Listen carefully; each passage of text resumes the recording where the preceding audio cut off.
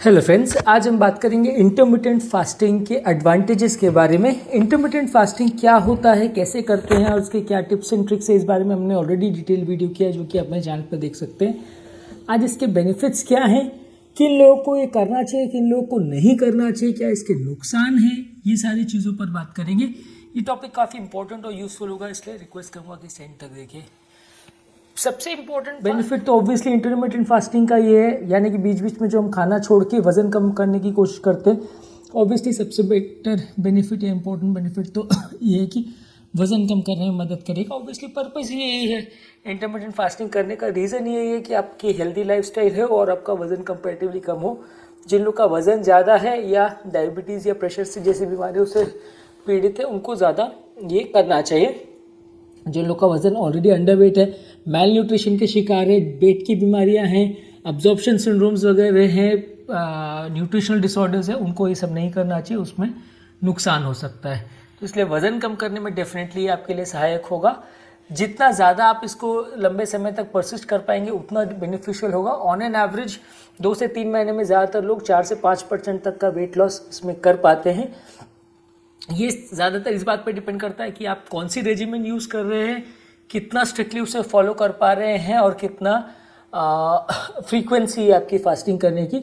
अब अगर आप महीने में एक बार फास्टिंग करेंगे या 2 महीने में एक बार करेंगे तो उससे तो कुछ फ़र्क ज़्यादा नहीं पड़ेगा। पर अगर आप ऑल्टरनेट डे रेजिमेंट करते हैं या डेली फास्टिंग करते हैं या डेली 12 घंटे का या 16 घंटे का रेजिमेंट करते हैं तो डेफिनेटली आपको रिजल्ट्स दिखेंगे, खासकर आप अगर ज़्यादा ड्यूरेशन की फास्टिंग कर पाते हैं तो वज़न कम करने में डेफिनेटली आपके लिए सहायक है।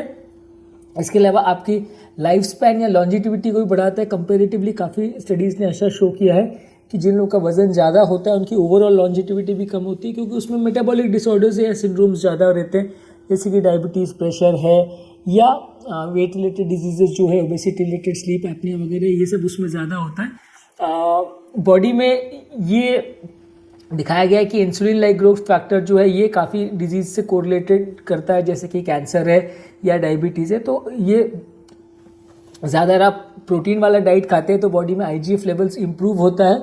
और फास्टिंग या अगर आप कैलोरी को रेस्ट्रिक्ट करते हैं तो कंपेरेटिवली इससे आपका आईजीएफ लेवल्स कम होता है और इससे क्रॉनिक डिजीज़ कम हो जाती हैं और आपका ओवरऑल लाइफ स्पैन इम्प्रूव होता है।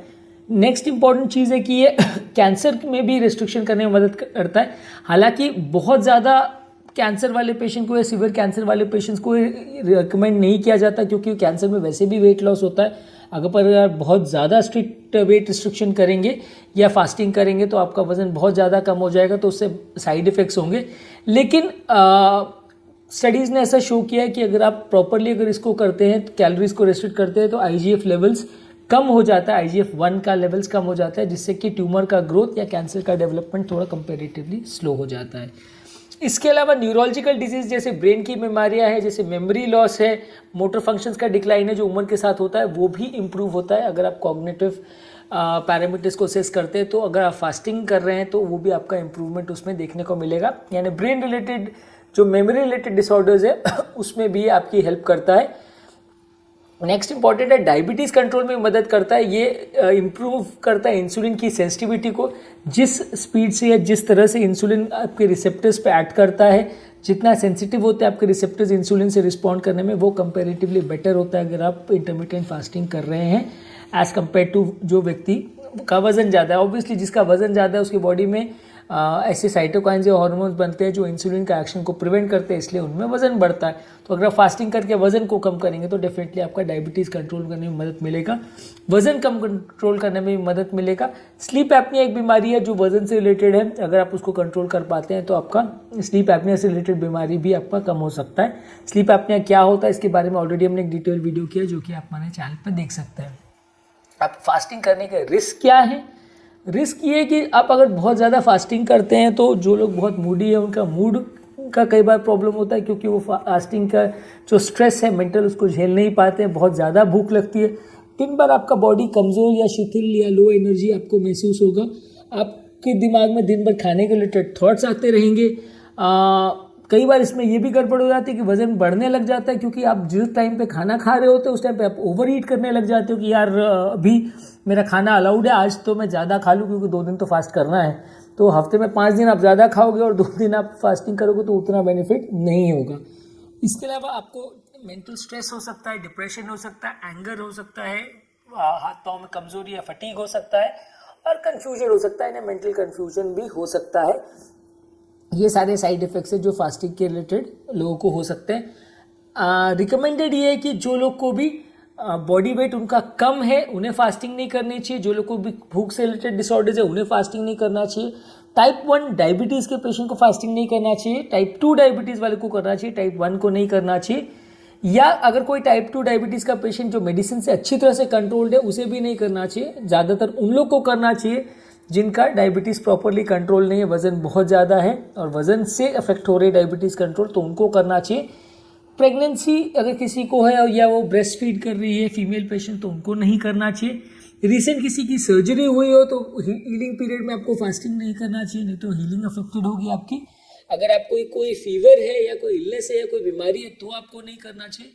कोई मेंटल हेल्थ की बीमारी है या पहले से आप एंजाइटी, डिप्रेशन या इस तरह की बीमारियों के शिकार है तो आपको नहीं करना चाहिए। और अगर आप ब्लड थिनिंग मेडिकेशन खासकर वॉरफरिन पर हैं तो आपको इसको अवॉइड करना चाहिए, क्योंकि इसमें थोड़ा सा कंपेरेटिवली बॉडी का इंट्रैक्शंस हो सकते हैं और ब्लीडिंग का चांस भी थोड़ा हो सकता है। ज़्यादातर वेट लॉस के लिए बहुत अच्छा माना जाता है। अगर किसी को मसल बिल्ड करना है तो उसके लिए भी अच्छा है, क्योंकि उसमें आप कैलोरी को कट डाउन करते हैं और हाई प्रोटीन वाला डाइट आप लेते हैं तो आप lean body weight put on करते हैं, यानी कि मसल टिश्यू ज़्यादा रहेगा और आपका फैट का कंटेंट कम हो जाएगा, तो इसलिए बॉडी वेट आपका प्रॉपरली मेंटेन रहेगा। एक बार आप अगर स्टेबल स्टेडी स्टेट पे आ गए तो उसके बाद आपको खाली वेट को मेंटेन करना है, उसके बाद आपको बहुत अग्रेसिव वेट लॉस के लिए पीछे नहीं जाना है।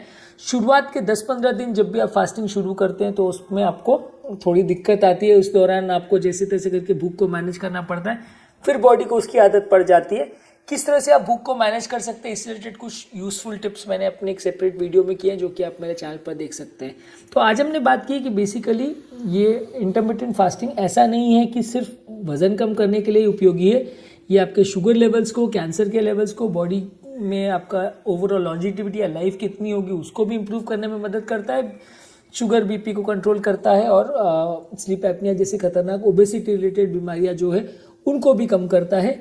और रादर अगर वजन लोगों का कम हो जाए तो वेट रिलेटेड अगर किसी को डिप्रेशन, एंजाइटी वगैरह तो उसमें भी आपकी मदद कर सकता है। यदि इस टॉपिक को संबंधित आपकी कोई कमेंट्स, क्वेरी, सजेशन है, कोई और टॉपिक्स पर आप चाहते हैं वीडियोस बनाए या कोई पेशेंट रिलेटेड क्वेरीज है तो नीचे कमेंट सेक्शन में उनके बारे में बताइए, हम उन्हें सॉल्व आउट करने का प्रयास करेंगे।